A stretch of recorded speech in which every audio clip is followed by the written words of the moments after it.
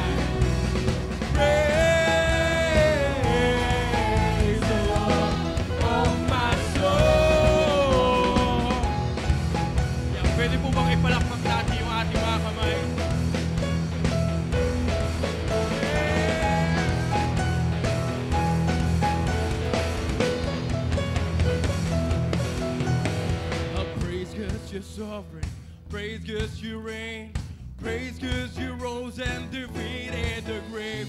I praise 'cause you're faithful, praise 'cause you're true, praise 'cause there's nobody greater than you. I praise 'cause you're sovereign, you reign, 'cause you reign, you rose, 'cause you rose and defeated the grave.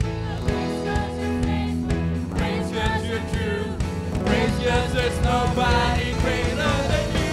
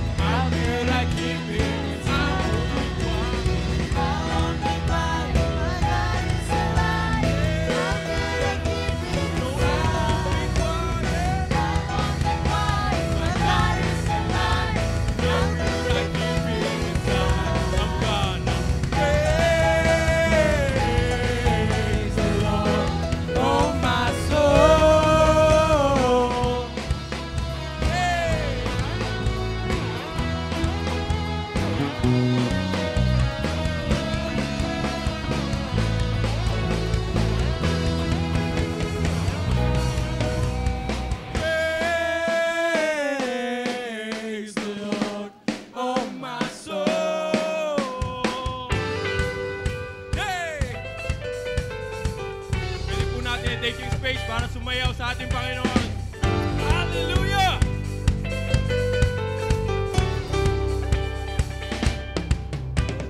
Yahweh, Yahweh, holy is your name. I don't wanna take it in vain. Yahweh, Yahweh, holy is your name. I don't wanna take it in vain. Come everybody clap.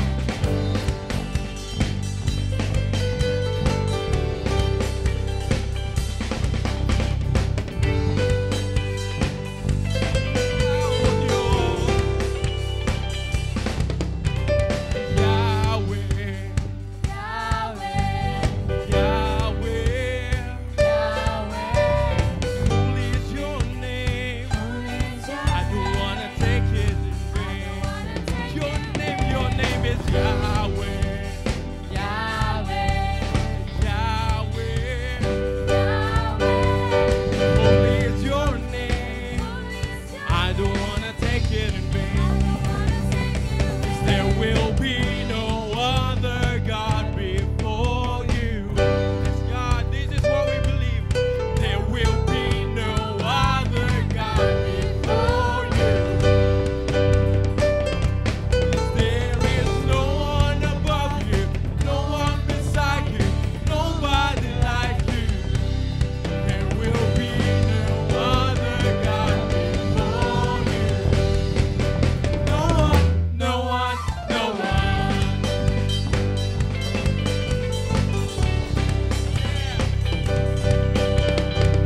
Hallelujah.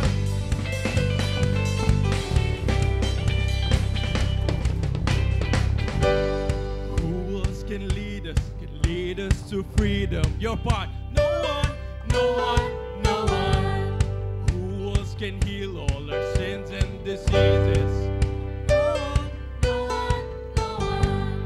Who else can walk on the water?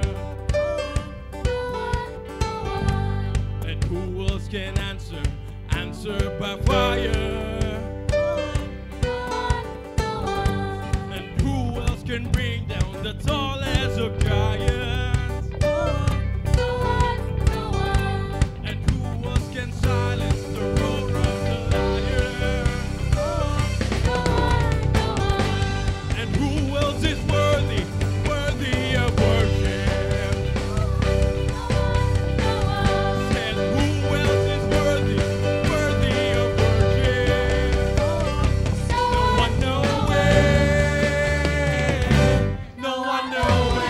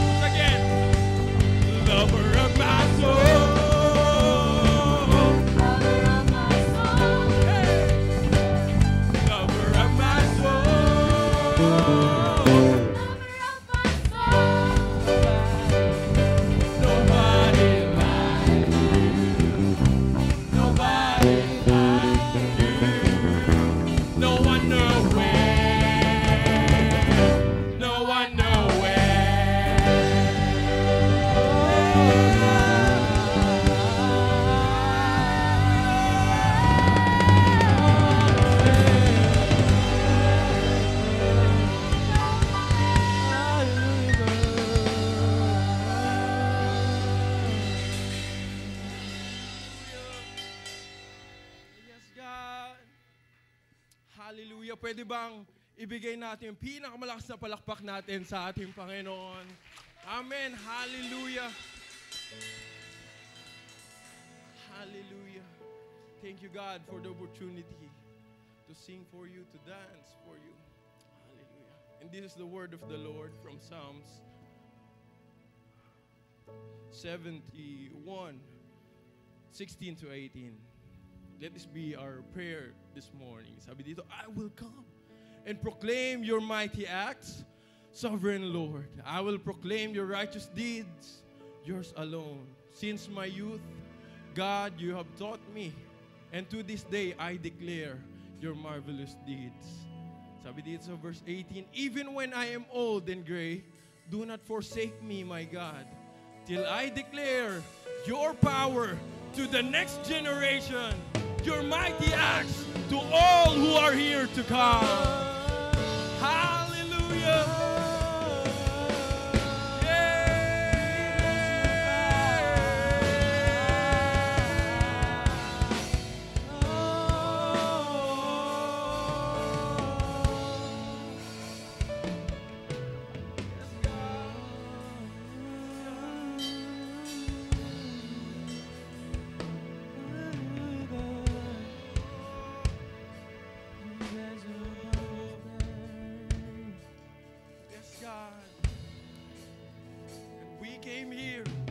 Naniniwala tayo that our faith is not only for us, but for our family in the next generation. Amen po ba doon?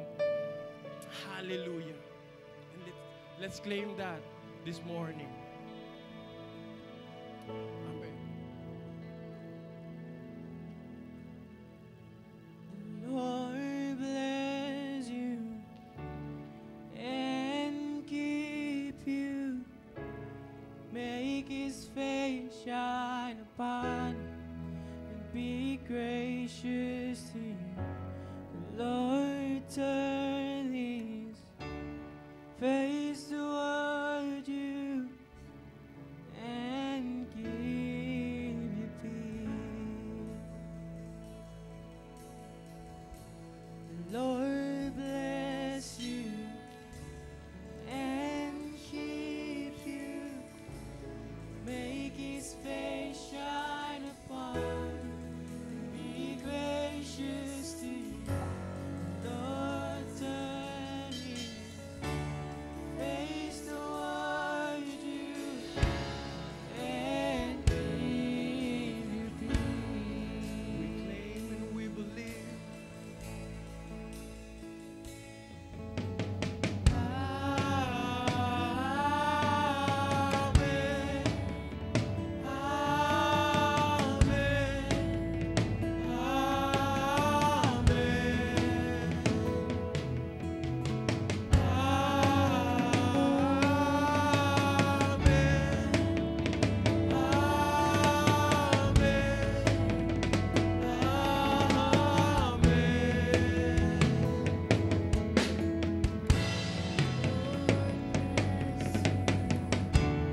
And keep you. Make his face shine upon you and be gracious to you. Lord, turn his face towards you and give you peace. We declare and we believe.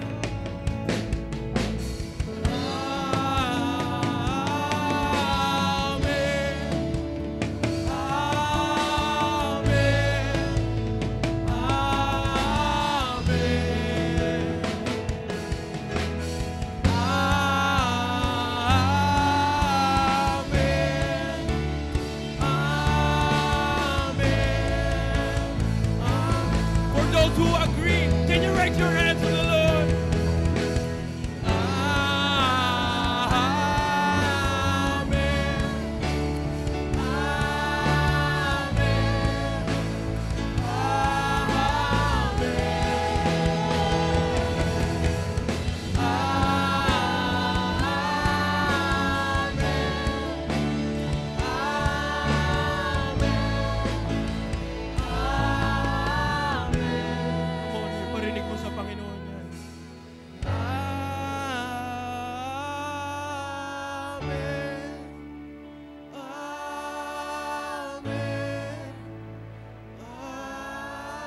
May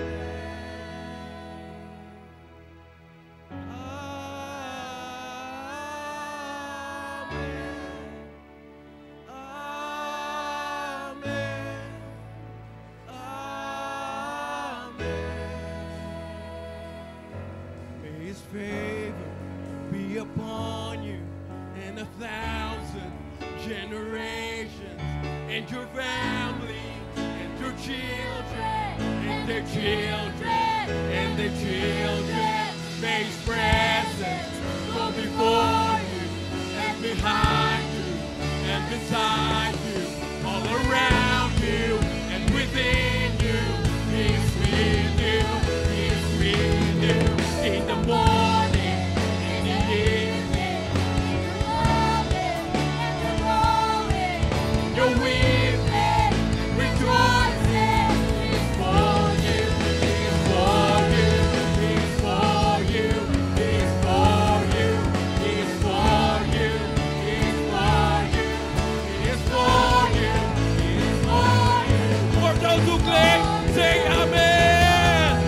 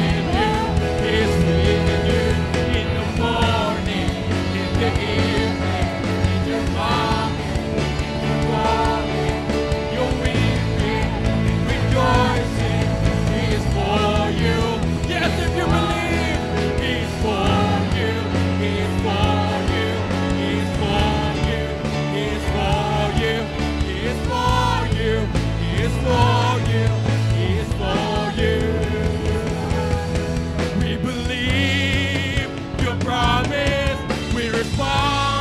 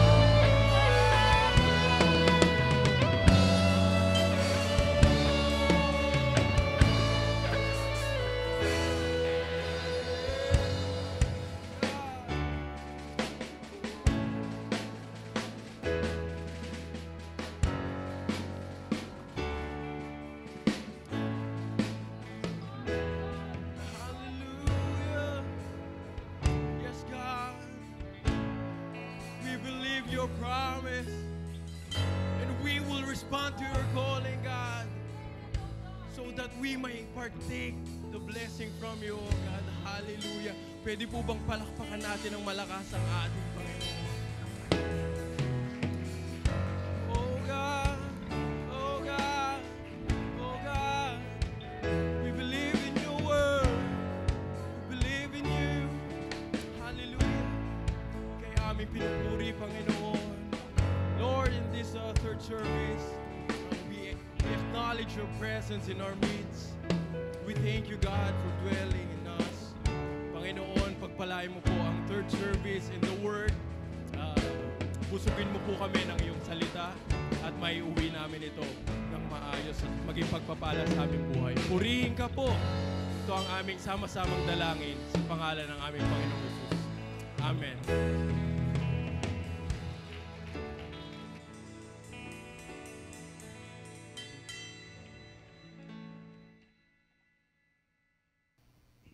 Good morning! Good morning! Parang yantok pa. Sige po, palakpakan natin si Lord, yung the best clap offering. Hallelujah, Jesus! We worship you, Lord. We honor you in this place. We give you glory, God. Hallelujah. Ayan, sige po, bago po tayo mag-start, meron po ba tayong first-timer po? Ngayon lang po nakadalo po sa Church of God sa Lawag. Pwede po bang itaas ang kamay? Dito po sa kaliwa, meron po ba? Sa kanan po. Meron po sa kaliwa. Pwede pong tumayo. Yan, praise God. Sige, palakpakan po natin si Lord. Dito pa wala? Ayun, praise God. Kapatid, pwedeng, sige, nakatayo lang po, no? Kasi po, we would love to pray for you. Sige po, extend po natin yung ating kamay. Hallelujah. Lord Jesus, once again, thank you, Lord, sa dinala niyo pong bisita sa lugar na ito, Panginoon. Lord, kayo po nakakabatid ng kanyang mga dalangin, mga kanyang katanungan, Panginoon, mga laman ng puso niya, Lord. At kami, Lord, bilang Church of God sa Lawag Family, Lord, amin dalangin na nawa, Lord, sa lugar na ito, Lord, ay matagpuan niya po ang kanyang mga tanong, kasagutan sa kanyang tanong, matagpuan niya po, Panginoon, ang pag-ibig na nagmumula sa iyo, Panginoon. Lord, maranasan niya po, Panginoon, ang peace, Lord God, na nagmumula din sa inyo. At dalangin namin, Lord, na pagpalain niyo po siya, Panginoon. Sampu ng kanyang mga mahal sa buhay, Lord God, pagpalain niyo po ang aming kapatid, Panginoon. At nawa, Lord God, nawa hindi po ito ang maging huli, Panginoon, bagkus maging simula, Lord, na makakasama din po namin siya sa pananambahan at pakikinig sa inyong salita sa lugar na ito. Kaya salamat, O Diyos, itong aming dalangin sa pangalan ni Jesus. Amen. Ayan, sige po, tayong lahat ay tumayo at i-welcome po natin ang bawat isa with the love of the Lord.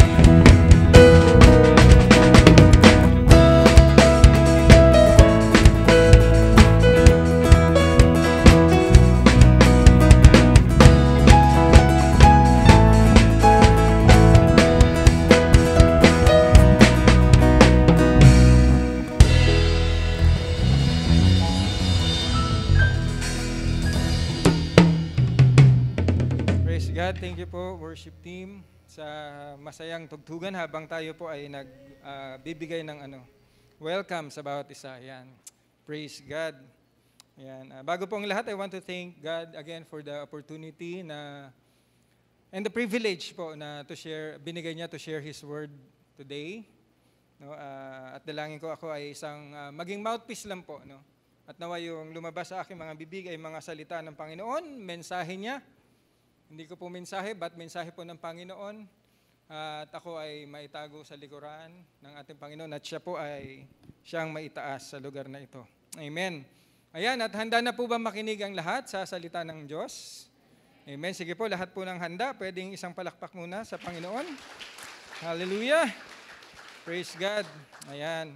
Alam niyo po, yung sa video kanina, ito po yung kakatapos lang po na 7th MMR Convention, which is entitled Forward. Yan, Forward, na ginawa po sa BCC, sa Baguio. And as we move forward po, ang sabi po sa isang message, no, madami po tayong dadaan ng mga pagsubok. Yan ang sabi po, we need to embrace the word. Sabi ni Dr. AVV, the word, ito po yung mga problems, ito yung mga trials, no? Ito po yung dapat nating haharapin. No? Madami po tayong dadaan ng mga pagsubok. Bakit po? Kasi po, ang kaaway din po, habang tayo ay may ginagawang ganito, ang kaaway din po, hindi po siya tumitigil sa paggawa din. Ano po yung kanyang ginagawa? The thief came, or the enemy came, to what? To steal, to kill, and to destroy. Yan, wala po siyang ibang nais, kundi tayo po na mga anak ng Diyos ay hindi po matupad, no, yung pangako ng Diyos sa ating buhay. Kaya nandiyan po ang kaaway, palagi po yan nakaabang. Maliit na butas, no? Pwede niya pong palubugin ang isang tao. Maliit na butas lang makita niya, masilipan lang tayo. No? Kaya po sa buhay pala ng Kristiyano, minsan po mayroong tinatawag na failure. No? Merong failure at meron din pong defeat. No? Hindi po maiaalis yan. Bakit? Kasi po, andyan nga po ang kalaban. Isang pagkakamali mo lang, pwede kanyang tirahin, pwede kanyang udyukan para sa iyong pagbagsak, para sa inyong failure. No? At so paano po tayo magiging mananagumpay po as we want to move forward, no? Kaya ito din po yung title natin. Dahil merong ganitong bagay, pero gusto nating mag-forward, no? Gusto nating magtagumpay, at ito po ang magiging title natin. Bagamat merong failure, bagamat merong defeat in life, ang sabi dyan, we have the winning battles. Amen? Kaya sabihin mo sa katabi mo, mananagumpay ka, kapatid. Yan. Mananagumpay ka. We can win battles, at hindi lang po problema, no? Ang ating pagtatagumpayan, hindi lang po laban sa kalusugan, no? At ang sinasabi diyan, battles. So marami po. Ano man battles ang meron tayo ngayon, atin itong pag-uusapan natin, paano po ba natin ito ipapanalo? No? Kaya po ang text po natin will be found in Joshua 2, verse 1 to 8. Chapter 8, verse 1 to 2. Yan. Joshua 8, verse 1 to 2. Then the Lord said to Joshua, do not be afraid or discouraged. Take all your fighting men and attack Ai, for I have given you the king of Ai, his people, his town, and his land. You will destroy them as you destroyed Jericho and its king. But this time you may keep the plunder and livestock for yourselves. Set an ambush behind the town. Tayo po ay manalangin. Panginoon, salamat po muli sa magandang araw na to, Lord God. Unang-una sa lahat, nagpadala po kayo ng bisita ngayong umaga, Panginoon. And also, Lord, salamat sapagkat meron po kaming ulit pribilehyo, Lord, na makapakinig ng inyong salita. Bukod, Lord, sa aming pagsamba sa inyo kanina at pag-awit ng mga papuri sa iyo, Panginoon. At sa umaga din pong ito, Panginoon, kami ay lumalapit sa inyo, Lord, upang humingi ng kapatawaran, Lord, sa lahat ng aming pagkakasalang nagawa, Panginoon. Maaring sadya man o hindi, Lord, patawarin niyo po kami. Kung nakasakit po kami ng aming kapwa, patawad, Panginoon. At Lord, we invite your holy presence, Lord. The Holy Spirit, Panginoon, na malayang kumilos, Panginoon, sa lugar na ito. At Lord, we open our hearts to you, Panginoon, upang sa gayon, Lord God, nawa ang inyong mga salita na aming mapapakinggan ngayong umaga, Panginoon, ito po ay tumimo sa aming mga puso. At hindi lang titimo, Lord, bagkus, Lord God, ito ay aming tatayuan, Panginoon. Ito ay aming lalakaran, Panginoon. Ito ay aming susundin, Panginoon, sa aming mga buhay. Lord, kailangan po namin kayo. Be with us, Lord. And this is we pray in the mighty name of Jesus. Amen. Ayan, sige, isang palakpak pa sa Panginoon. Hallelujah. Joshua 8, 1 to 2. Sabi dyan, then the Lord said to Joshua, no? Pag sinabi pong then, ibig sabihin po, meron pong previous po na nangyari. Kaya po, sabi dyan, at sinabi ng Diyos kay Joshua, no?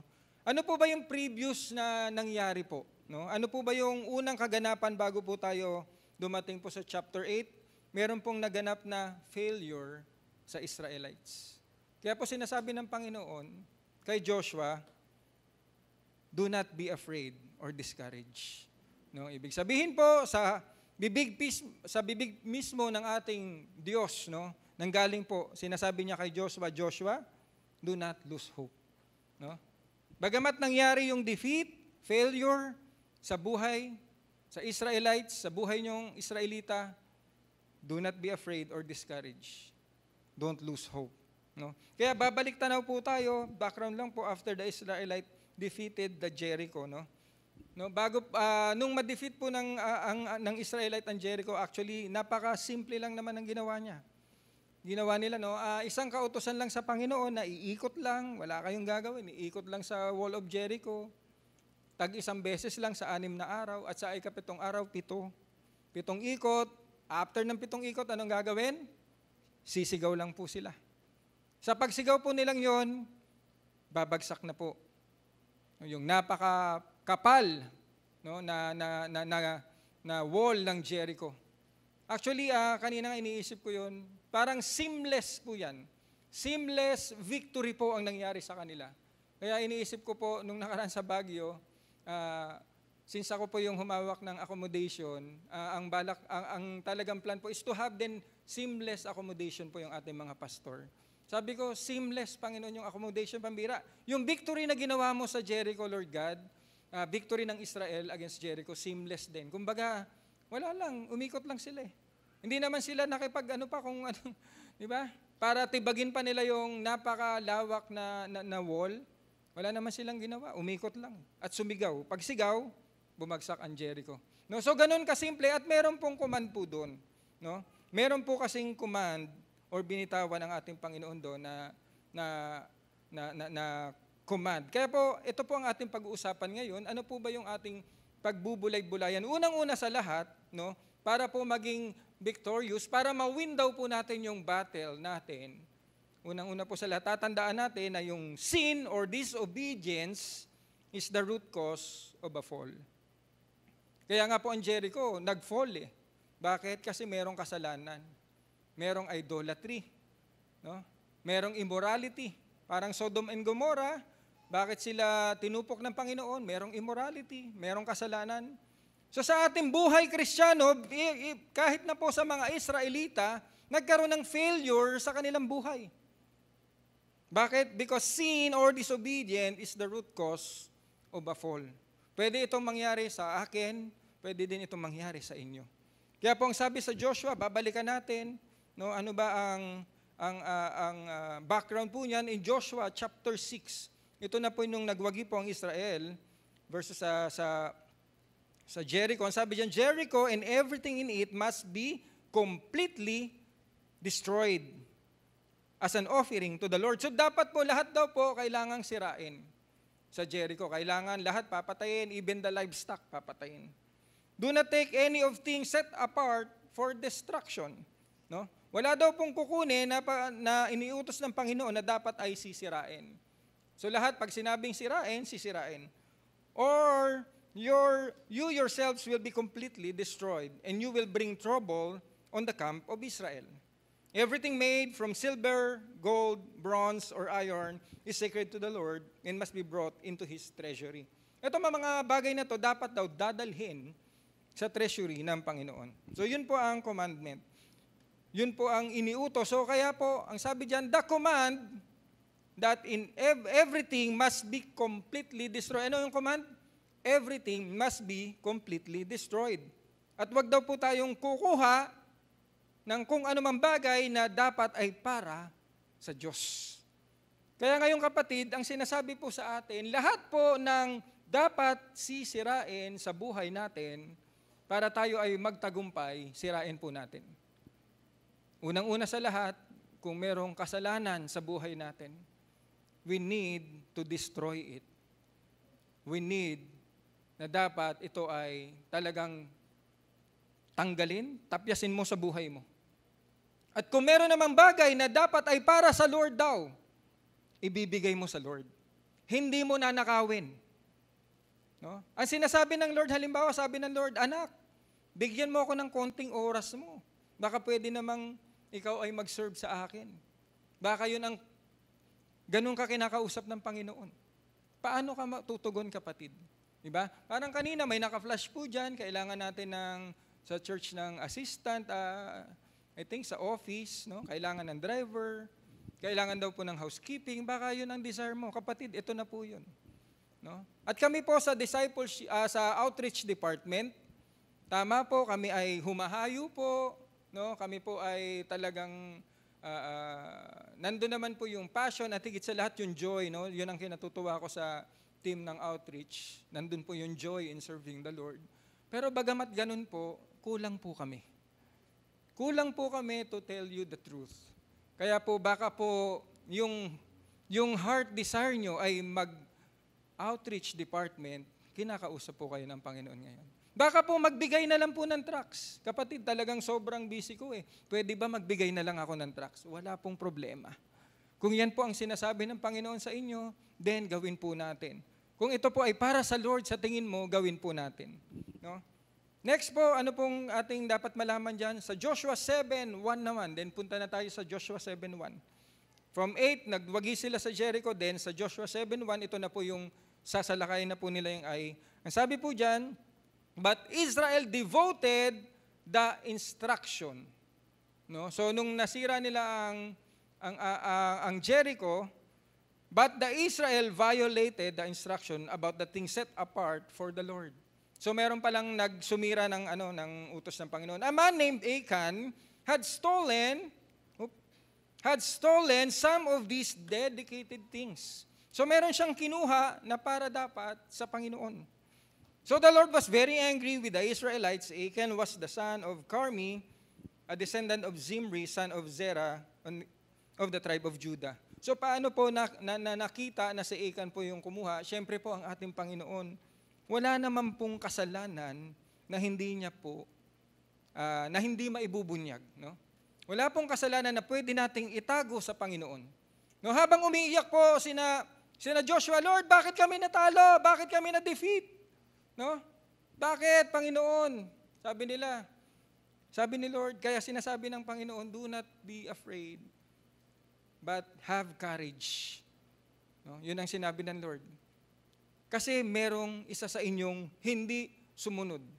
Merong isa sa inyong nagtaksil, kinuha yung para sa akin. Kaya po binabanggit dyan saan galing si Achan. No? Sabi ng Lord, galing to sa tribe of Judah. Mula sa tribe of Judah, sasabihin ko sa iyo kung anong clan. Mula sa anong clan, sasabihin ko sa iyo kung anong pamilya. Mula sa pamilya, sasabihin ko kung sino. At sino po ang tinuro? Si Achan. When Achan, nung nagkasala na si Achan, ano na po ang ating, anong naging response, no? Ang commandment po, binigay na po sa Israelite, huwag kayong kukuha ng kung ano. At ang para sa Diyos ay para sa Diyos. At ang lahat ng dapat sirain. Again, ang response ng Israelites dyan, Israel violated the instruction. No? Violated the instruction, stolen some of these dedicated things. No? So sin or disobedient is the root cause of a fall. Now, saan po tayo, bakit po sila ngayon nag-fall? No? Joshua 7:1 ulit, ang sabi dyan, a man named Achan had stolen some of these dedicated things, so the Lord was very angry with the Israelites. No? So yun na po, lumabas na po yung galit ng Panginoon. Kasi ang instruction, lahat sisirain, and then merong mga bagay na para sa Lord.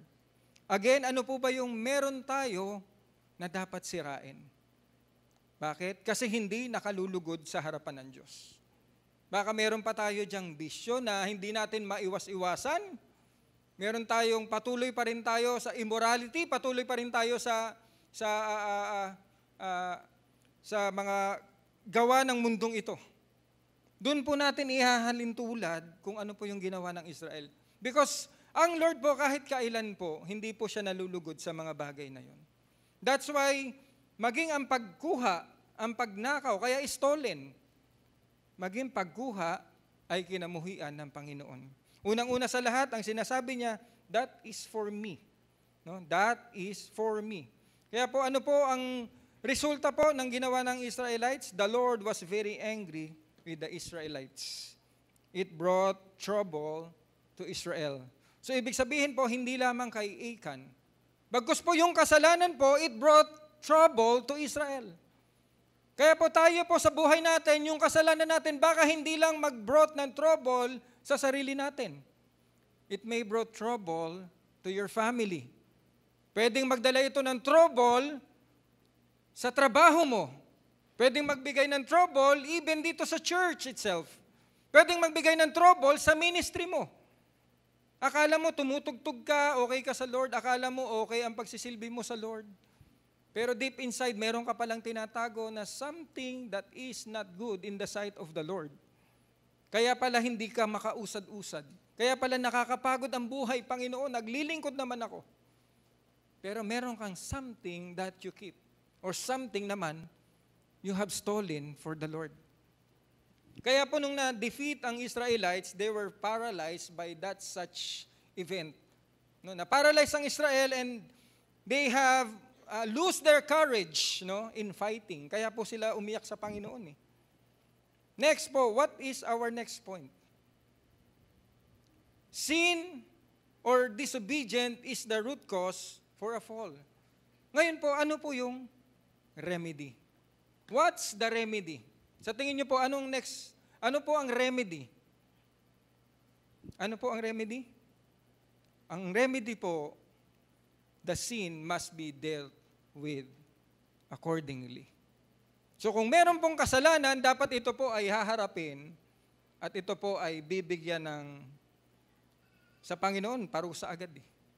Mamaya po, mas makikita natin. Dalawa po kasi ang karakteristik ng Panginoon, gusto lang nating linawin. Ang Panginoon po ay mapagmahal, tama po yun. Mahal niya tayo, nagkasala tayo, binigay niya ang kanyang bugtong na anak upang tayo ay mapatawad sa ating kasalanan. But let us not forget that our God is a just and a righteous God. So hindi po pwede na tayo ay nagkakasala. Hindi mo po pwedeng sabihin, ako na lang at ang Diyos ang bahala. Buhay ko to. Siya ang nakakaalam. Kapatid, ikaw ay Kristiyano, hindi po pwedeng sasabihin na ako nang bahala sa Lord. Ikikip ko to. Hindi po pwede. It is not, hindi ito ang word na dapat lalabas sa Kristiyano. Ang lalabas sa buhay ng Kristiyano, salita sa Kristiyano, ay, Lord, patawarin niyo ko. Help me na maalis yung kasalanan. Never in our mouth na sasabihin, ako at ang Diyos to. Ako ang manadangot. Wala kang pakialam. Hindi po ganun ang tunay na Kristiyano, kapatid. The Kristiyano po, dapat may remedy pagdating sa kasalanan. In Joshua 7:19, ito po ang sabi. Then Joshua said to Achan, my son, give glory to the Lord, the God of Israel, by telling the truth. Sabihin mo yung totoo. Make your confession and tell me what you have done. Don't hide it from me. So malino po, kinausap ni Joshua si Achan. Alam niyo po, napakabuti ng Panginoon kasi po second chance po ito. Ang sinasabi ni Joshua kay Achan, bigyan mo ng glory pa ang Panginoon. Ang gagawin mo lang, sasabihin mo ang totoo. Hingi mo ng tawad. I-confess mo kung ano yung ginawa mo, huwag mong itago. Kasi the moment na tinatago natin, nagkakasala tayo sa Panginoon. At isang araw, ang masama po, pag ito ay lumabas, nakakahiya po, di ba? Tinatago mo, pero isang araw, lalabas. Kaya po si Achan, ang sabi po ni Joshua sa kanya, anak, huwag mong itago, sabihin mo kung ano ang iyong nagawa. Kaya po napakaganda naman po ng ginawa po ni Achan. Ano po ang reply ni Achan? Ang sabi ni Achan replied, it is true. Totoo po. Ako ay nagkasala sa ating Diyos, the God of Israel. Among the plunders, yung pong ating mga nasamsam, meron po akong nakitang beautiful robe from Babylon. Kapatid, ano ba yung iniingatan natin na beautiful sa tingin natin, pero hindi naman kalugod-lugod sa Panginoon? Meron po akong kinuhang 200 silver coins and bar of gold weighing more than a pound. I wanted them so much that I took them. Kaya po ang mundong ito, wala po talagang i-offer na hindi magugustuhan ng mata mo, na tatanggihan mo. Ang dyablo po, pag nag-offer, talagang magugustuhan mo. Hindi mo siya aayawan. Kasi yun ang gusto ng dyablo. Sirain, wasakin, nakawin. Kung anong meron ang dapat sa isang Kristiyano na anak ng Diyos. I wanted them so much that I took them. They are hidden in the ground beneath my tent, with the silver buried deeply than the rest. So tinago niya po yung kasalanan. Ibinaon niya po sa lupa. So yun po ang inaano sa atin ngayon, kapatid. Baka meron tayo. Meron pa rin. Kasi ito mga Israelita na po ito. Nakita na po nito how the Lord perform and do miracles in front of them. Sila na po mismo nakakita sa ginawa ng Diyos. Sa mga miracles ng Diyos, but still, nagkasala. How much more pa tayo? Pero ang pasalamat po natin, ito po ay isinulat. Kaya ngayon, pinapaalala, sinasabi sa atin sa salita ng Diyos, kapatid, there is still time. There is still second chance, third chance, seventh chance. Pero wag na po nating antahin pa na wala na pong chance. So, hinanap po nila yon at nakita nga po na nandun po. Sa confession po ni Achan, ano po ang nangyari sa tingin po natin?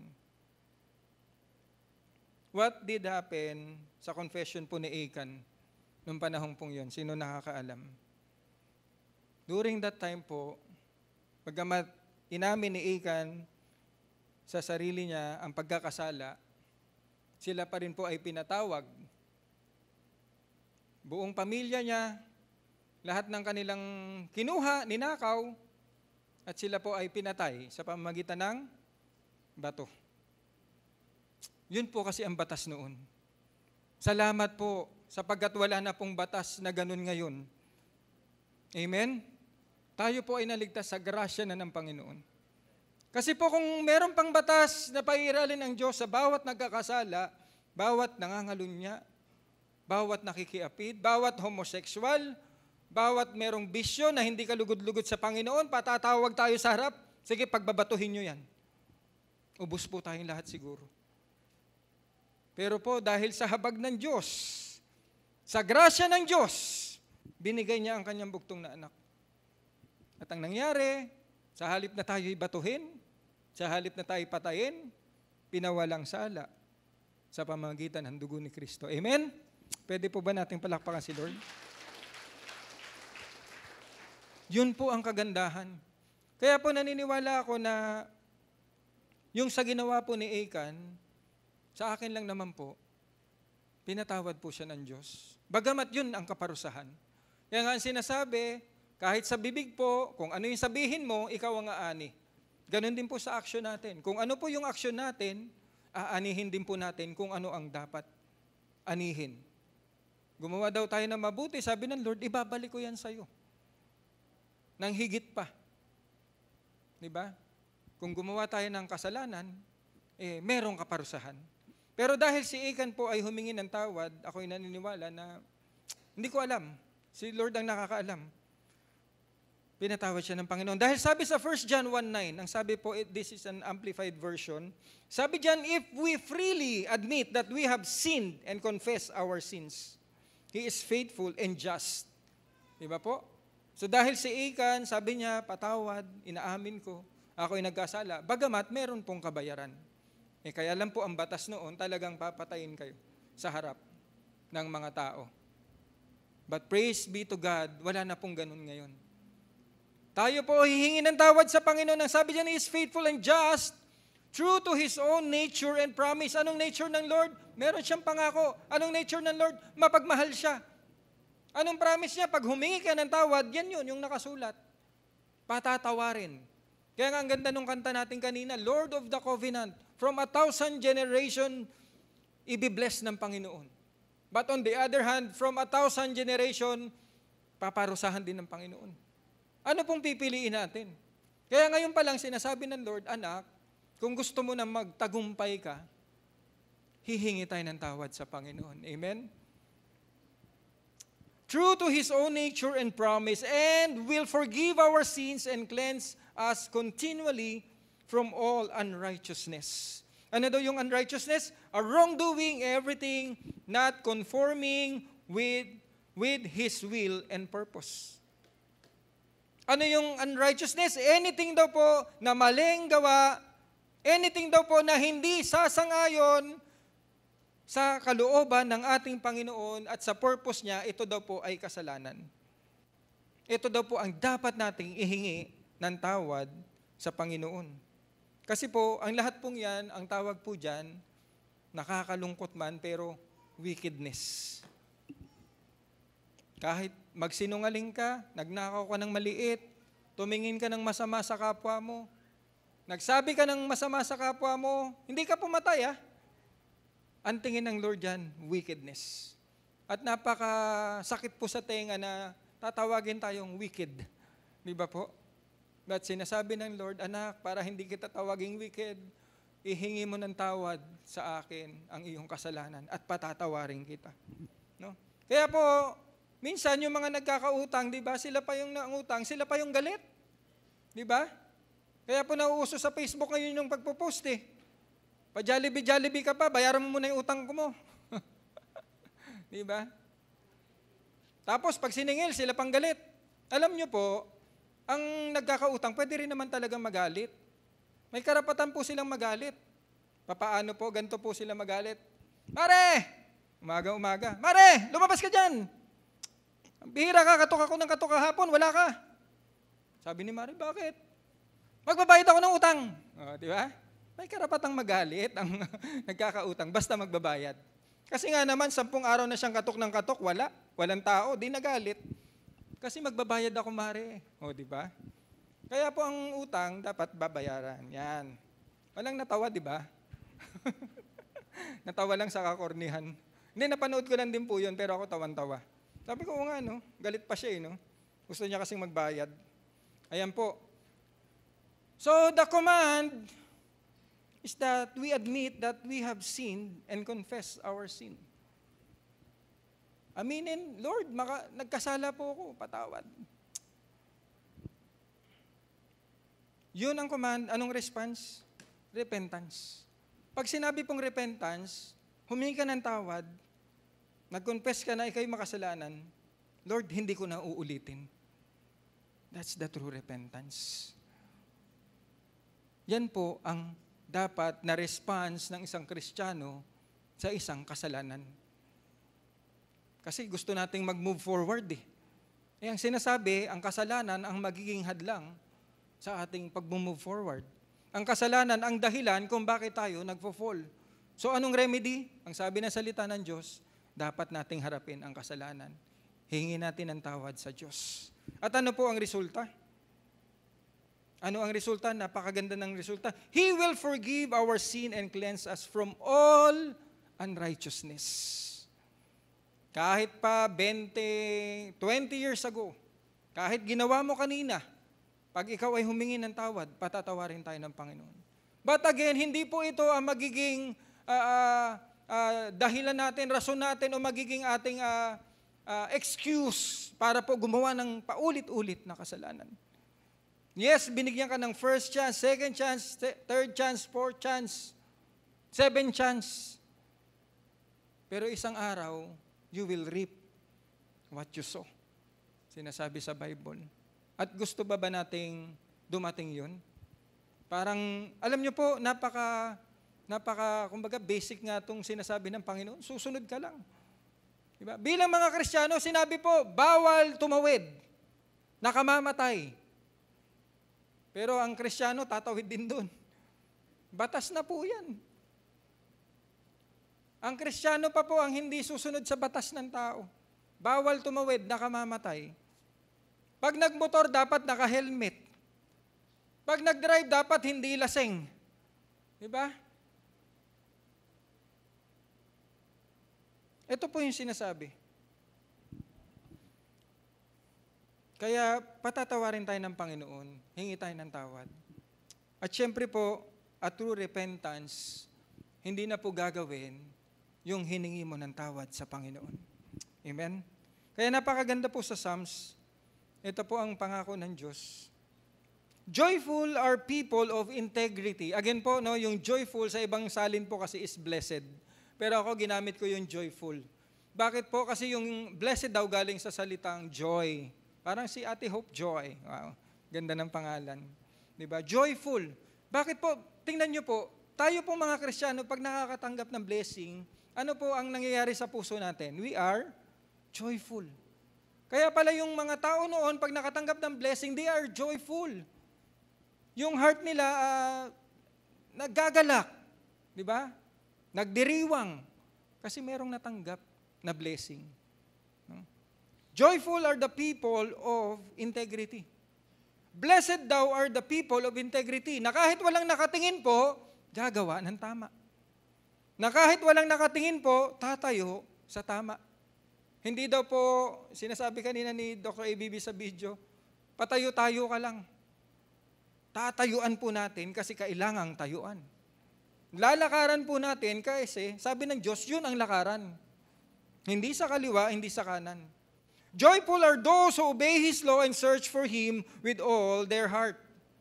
They do not compromise with evil and they walk only in His path.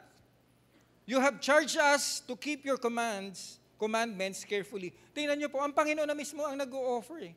Sinasabi niya, anak, pwede ba ako na yung manguna sa buhay mo? Kasi gusto ng Panginoon, i-keep natin yung commandments. Kaya lang tayo po, hindi kita kailangan, Lord. Moving forward, bakit gusto ng Diyos na tayo ay pangunahan niya? Kasi meron din pangako. Ang sabi sa verse 5 ng Psalms 119, "Oh, that my action will consistently reflect your decree. Then I will not be ashamed when I compare my life with your commands." Lord, ito po yung ginagawa ko. Sana po naman makaabot po ito sa trono nyo. Di ba? Kaya po nung nagkasala po yung Israel, sila po ay hiyang-hiya sa sarili. Nung ginawa po ni Achan yun, ang sabi niya, Lord, bakit ganito? Nakakahiya po. Paano na lang po kung lusubin kami ng ibang bansa? Napakaliit ng ay para talunin kami. Hiyang-hiya. Kaya pag may kasalanan po, talagang mahihiya. Then I will not be ashamed when I compare my life with your commands. Pero kung ginagawa daw po natin, ang kalooban ng Diyos, wala tayong, paano ko ba sasabihin? Hindi po tayo mahihiya sa Panginoon. Kasi Lord, ito ang buhay ko. Nagpapagamit. As I learn your righteous regulations, I will thank you by living as I should. I will obey your decrees. Please don't give up on me. Yun din po yung binasa natin kanina. Binasa ni Kuya Erwin. Ang sabi po ng tagasulat dito, please don't give up on me, Lord. Huwag mo akong iwan, Lord. Huwag mo akong bitawan, Lord. Sa piling mo lang ako, Panginoon. Kasi sa piling ng Diyos, merong pag-asa. Amen? Yun po ang sinasabi ng ang sumulat ng Psalms 119. Moving forward, ano yung third point natin? Winning battles is from the hand of God. Ang battle daw battle na matagumpay ay manggagaling daw po sa kamay ng Diyos. Ano bang battle natin ngayon, kapatid? Health? Finances? Saan mo hahanapin yung health? Alam mo po, merong Kristiyano, naghahanap pa ng albularyo. At meron pa pong Kristiyano, nagpapalaway. Pakilawayan po ako. Sakit ng ulo ko. Baka hindi pa alam. Ang hahanapin po natin, ang kamay po ng Diyos. Lord, pagalingin mo ko. Finances, hanapin natin sa Diyos yan. Hindi kung kani-kanino, hindi sa kumpare, hindi sa unang-una sa Diyos. Higit sa lahat, wag sa Bombay, 20%. Nangutang ka para ipambayad sa utang mo. Mangungutang ka ulit, pambayad sa utang mo. Kaya wag sa Bombay, 20%. Meron pong 5% lang sa bangko. Di ba po? Winning battles is from the hand of God. Nasa kamay po ng Panginoon ang tagumpay. Kaya po hahanapin po natin yun sa Panginoon din po. Sa kamay niya. Amen? Joshua 8, 1-2. Sabi diyan, then the Lord said to Joshua, do not be afraid or discouraged. Ito na po. Take all your fighting men and attack Ai, for I have given you the king of Ai.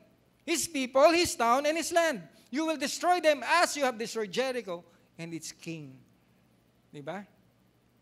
At ito pa po, moving forward sa chapter 8 din po, 18 to 19, ang sabi po dyan, Then the Lord said to Joshua, Point the spear into your hand toward Ai, for I will hand the town over to you. Ibig sabihin, nasa kamay ko yung bayang ito, ibibigay ko sa iyo, Joshua. Nasa kamay ko. I will hand. Ibig sabihin, hawak ko, ibibigay ko sa iyo. Ibig sabihin, yung tagumpay na gusto mo, Joshua, nasa kamay ko, ibibigay ko sa iyo. Pero again, meron pong command. Ang sabi diyan, point the spear in your hand toward Ai. So, simple lang naman, no? Paano kaya kung hindi ginawa ni Joshua yun na tinapat niya yung kanyang sibat sa Ai?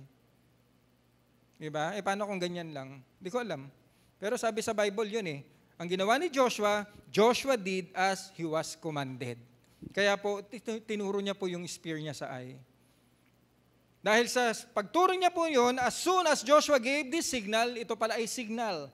All the men in ambush jumped up from their position and poured into the town. They quickly captured it and set it on fire.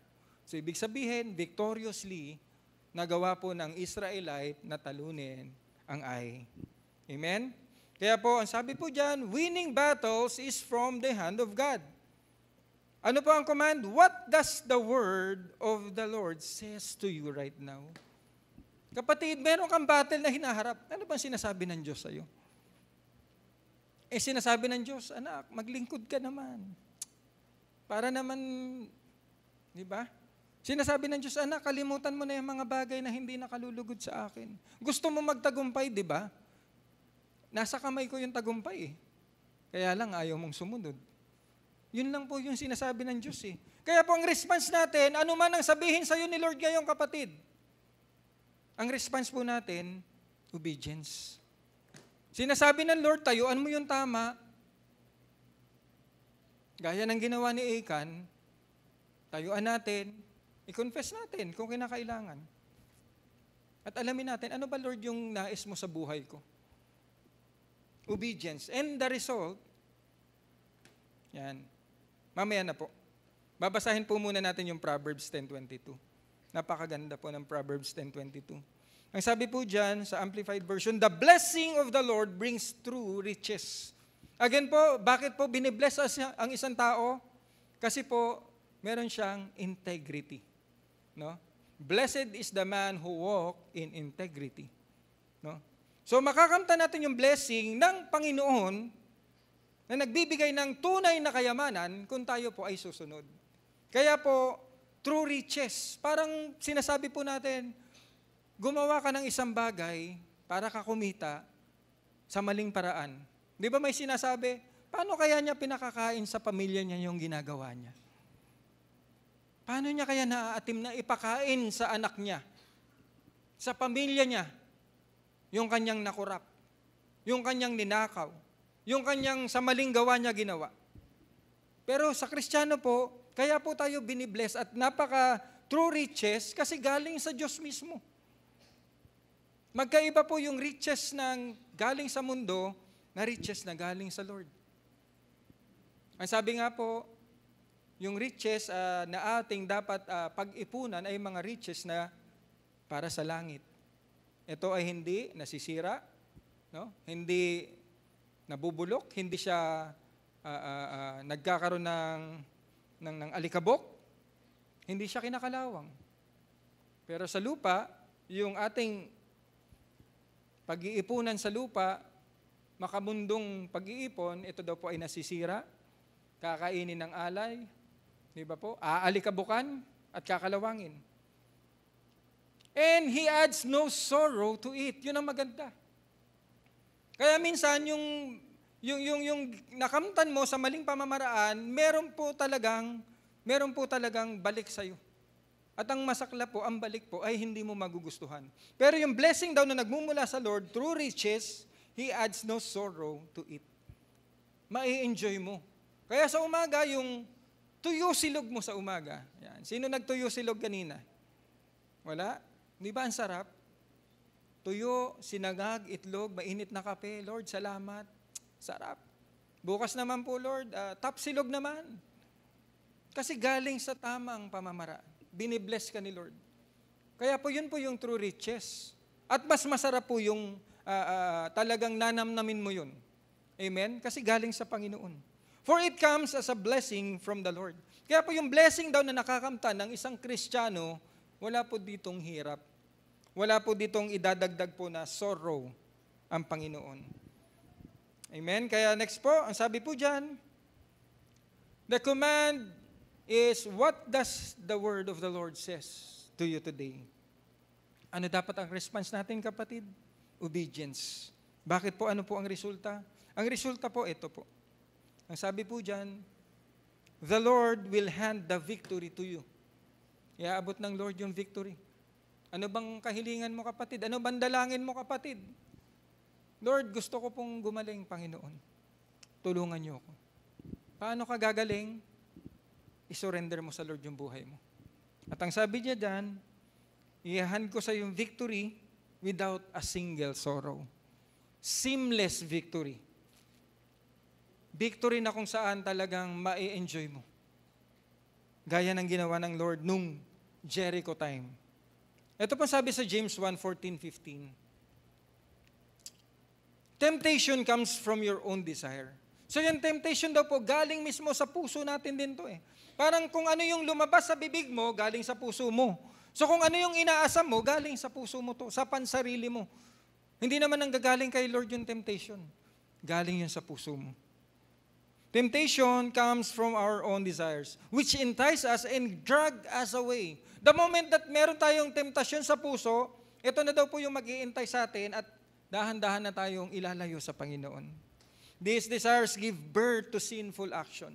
Kung may masamang desire, may masamang motibo, isang araw manganganak na lang to ng masamang aksyon natin. Masamang kilos. And when sin is allowed to grow, it gives birth to death. Hindi lang po to death physically. Ang death po na gustong iwasan ng Panginoon is yung death eternally. Sa impyerno. Kaya po ang ino-offer ng Lord, buhay na walang hanggan. Ano ba yung temptation, kapatid, na meron? Gumugulo sa isipan mo, sa puso mo. Ipag-pray mo sa Panginoon. At ang sabi sa Luke 6:46, so why do you keep calling me Lord, Lord, when you don't do what I said? Kapatid, ano ba ang tama? Ano ba ang mali? Mali, huwag gagawin. Ang tama, dapat gawin. So, ibig sabihin, kung meron pong tamang gustong ipagawa sa iyo ang Lord, at hindi mo naman ginagawa, nagkakasala din po tayo. Balanse po ang buhay. Kung anong mali, itakwil. Kung anong tama, gawin. Anong sinasabi ng Lord na tama, yun po ang gagawin natin. While sin remains in us, ang sabi po dyan, the shadow of defeat will follow us. Habang meron daw tayong kasalanan, susunod po sa atin yung shadow ng defeat. Kaya po pala minsan kahit pagod na tayo, binuhos mo ng lahat, dugo na yung lumalabas sa pawis mo eh. Pero Lord, bakit hindi nagtatagumpay? Bakit kulang pa rin, Lord? Inubos na namin yung oras namin eh. Bakit? No matter how many times we try, it will be a failure if we don't deal with the sin first. So kailangan po talagang harapin ang kasalanan. In John 15:5, ang sabi po dyan, dito na po tayo, malapit na po tayo magtapos. Yes, I am the vine, you are the branches. Those who remain in me and I in them will produce much fruit. For apart from me, you can do nothing.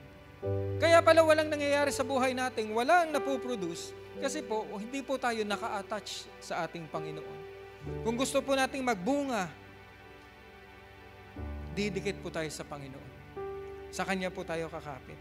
Dahil ang sabi dyan, pag wala ang Panginoon sa ating buhay, wala po tayong magagawa. Amen? At ang sabi po, last po, winning battles won't come from your strength. Hindi tayo magtatagumpay dahil malakas po tayo. Hindi po tayo magtatagumpay dahil meron tayong urge, may willpower tayo. Sige, laban lang, laban. Kaya natin to. Hindi dahil sa strategy, hindi dahil sa skills, hindi dahil sa boldness, hindi dahil sa resources. Kung anong meron ka, dahil ang resources mo, galing din sa Diyos. Or even perseverance. It only come from the hand of God. Amen? Ang tagumpay daw po ay galing sa kamay ng Diyos.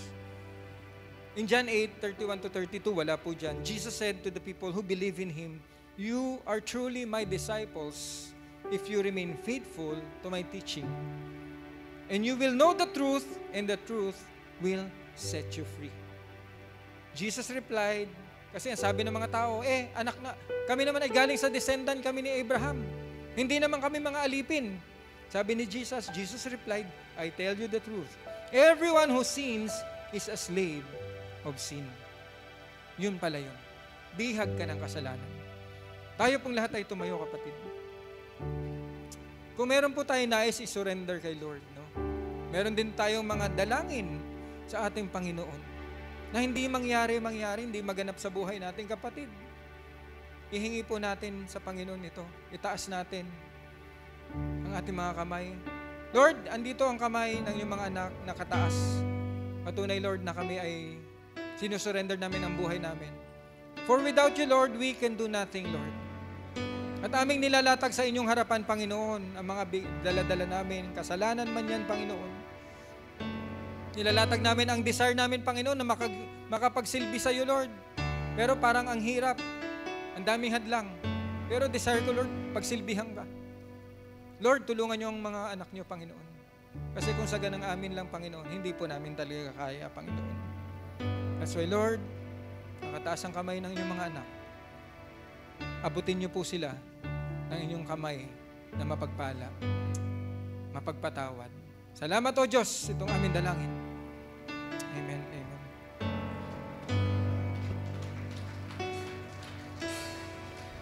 We are the people of the Lord, chosen by grace, filled with His praise.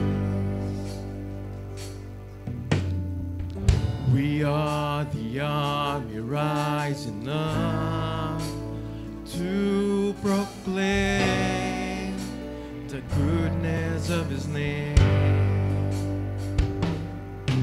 He reigns forever.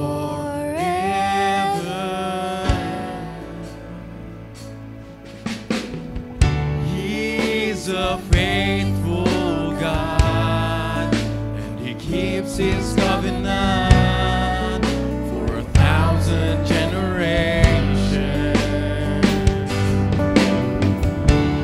His unfailing love poured out on us for 1,000 generations. He is a faithful God.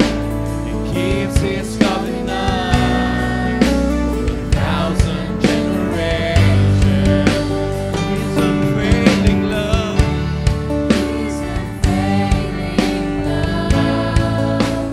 Poured out on us for 1,000 generations, 1,000 generations.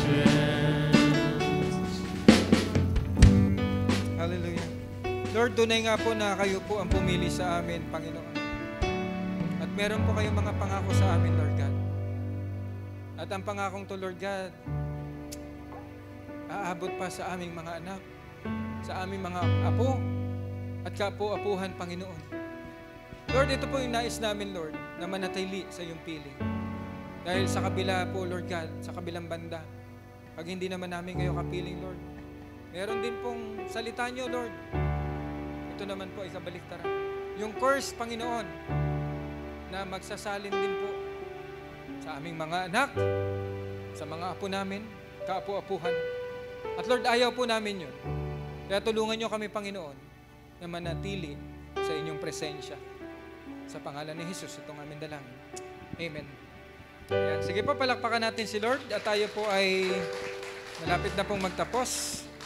Tayo po ay dadako na sa ating offering at tuloy na rin po tayo sa ating closing prayer. Sige po, ating itaas ang ating mga offering sa Panginoon. Lord, minsan po muli salamat sa kalusugan, malusog ng mga pangangatawan, Panginoon, na kung saan po, Lord God, kami naman po ay nakakapaghanap buhay, Lord. Amin pong naa-attend, Lord God, ang business kung meron, Panginoon. At ang mga ito, Lord God, ay may bunga, Panginoon. At hayaan niyo, Lord God, na ibalik naman din po namin what is due to you, Lord God, the tithes, Lord God. And together with these tithes, Lord, we are joyfully giving, Lord, our offering to you, Panginoon.